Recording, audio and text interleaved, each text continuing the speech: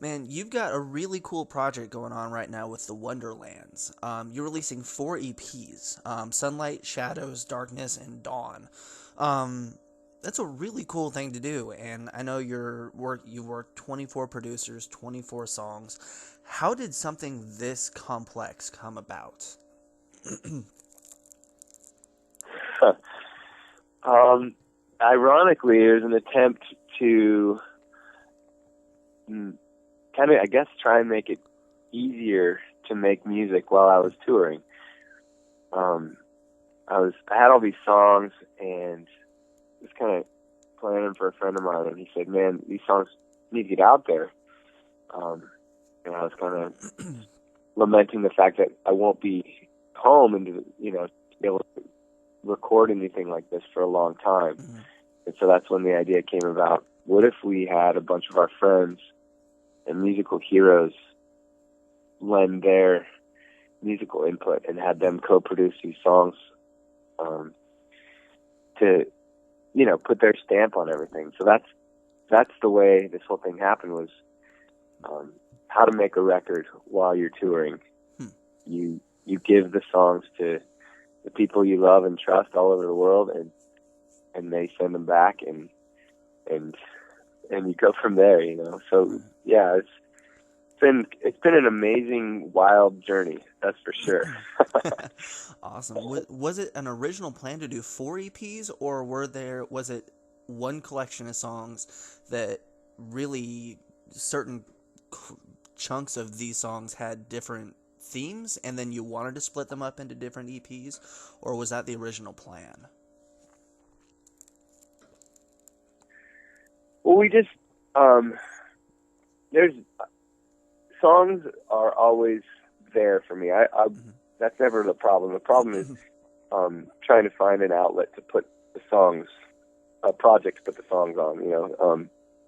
So for me, we we did, I think, definitely more than 30, probably somewhere less than 40 songs total with different producers. And then this collection of 24 songs was culled from that list. Okay. And the thought was, what if we could, it kind of became this theme of light and darkness and the polarity of it all. And so that kind of got me thinking about the day and thinking, what if we could chase the sun around the sky and the shadows and light and darkness, and use that as our vehicle to put these songs in, and that's where the concept of the Wonderlands came from. Awesome. This music is so much calmer, so much more peaceful and intimate than your material with Switchfoot. How does writing as a solo artist differ for you than writing with Switchfoot? Is there any difference for you?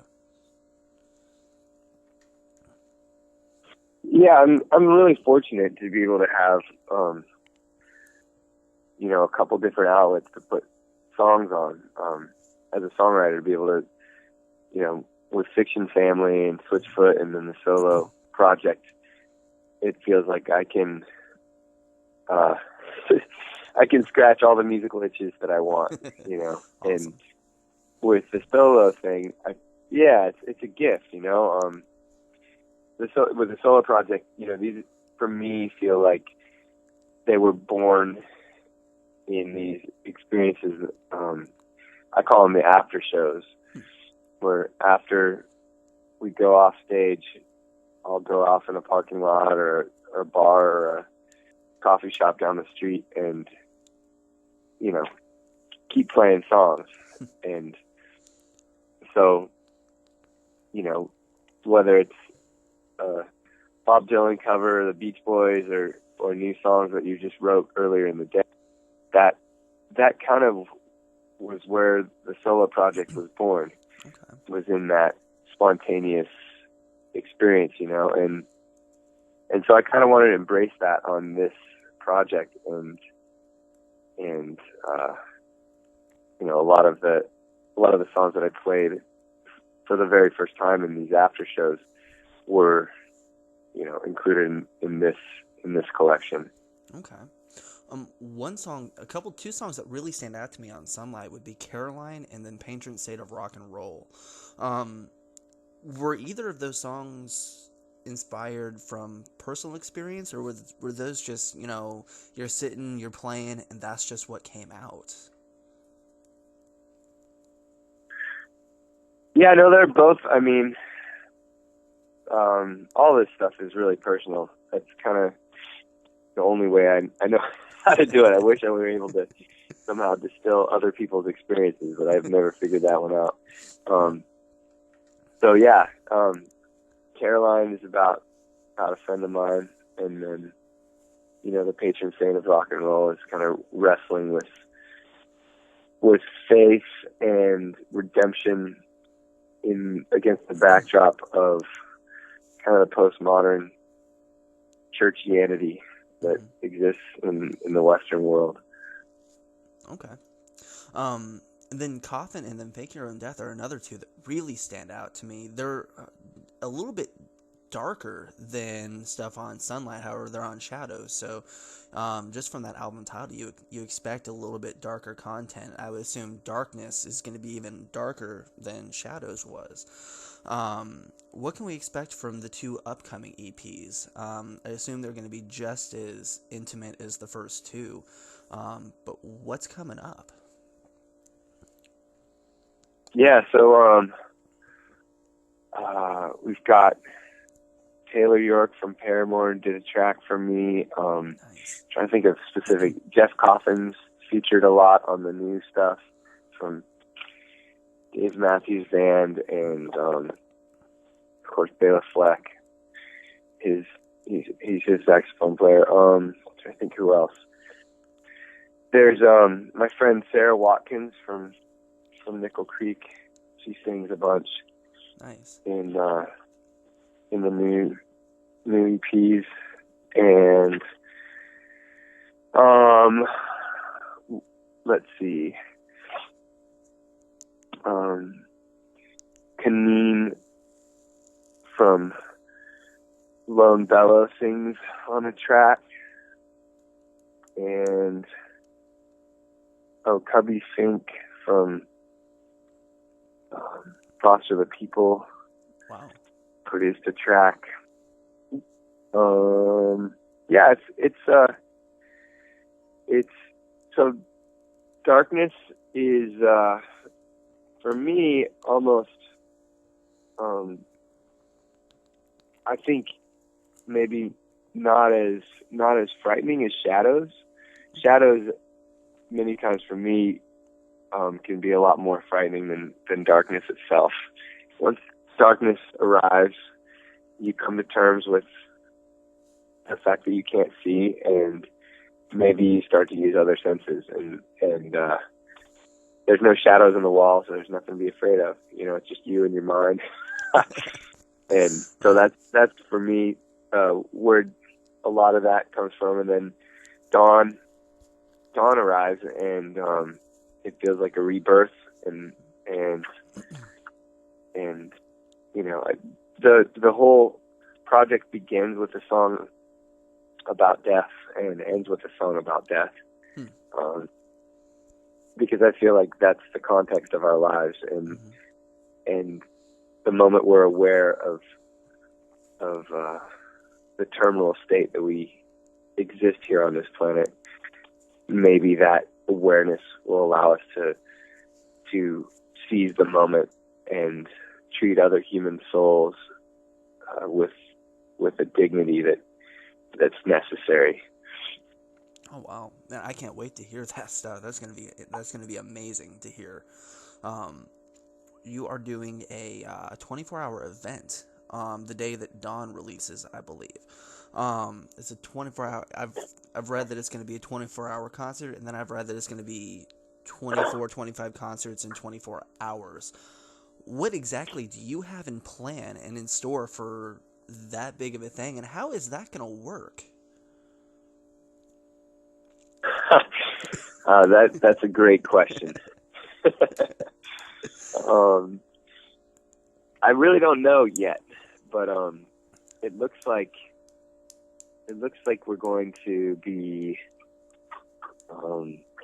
playing, 25 different shows around San Diego. Oh, wow.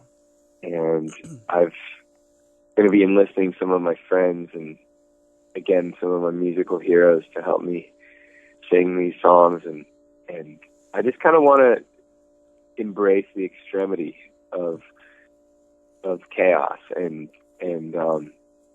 take the idea of the after show to the next level, show after show after show after show, and put them all in one day and see what that's like. Awesome.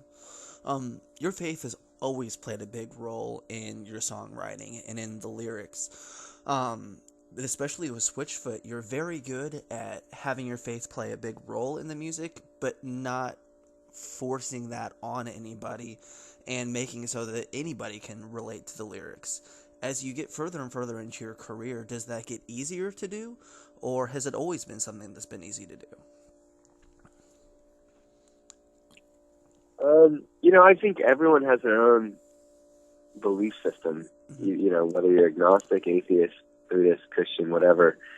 The belief system is the decisions you make and the intentionality behind them, the way we treat each other day in and day out.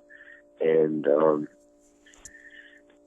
I don't know, I guess just attempting to write honest songs means attempting to understand the world around me. And, I've never, I never will claim to have figured it all out. In many ways, these songs are just questions and more questions and questions upon questions. And I think ultimately that dialogue, maybe music is one of the best places for that dialogue to take place. Okay, awesome. And one thing I think is awesome is you've opened a school in California for some of the underprivileged teens for music. Can you talk a little about that and that endeavor and what that's been like? Yeah, it's been a labor of love. We have seen over the past decades, music and the arts programs in public schools being cut. And the question then arises, okay, well, is music important or not? And you look at any of the studies and they say no for higher education, for keeping a job, for self-esteem, for all comprehension and other subjects, that music is incredibly important. So then the next question is, well, then what are we going to do about it? And so that kind of became the dream was, well, what if we could actually open a nonprofit music school in our hometown that would assist, for kids that couldn't afford it, or for kids that wanted just a great place to learn in a group setting.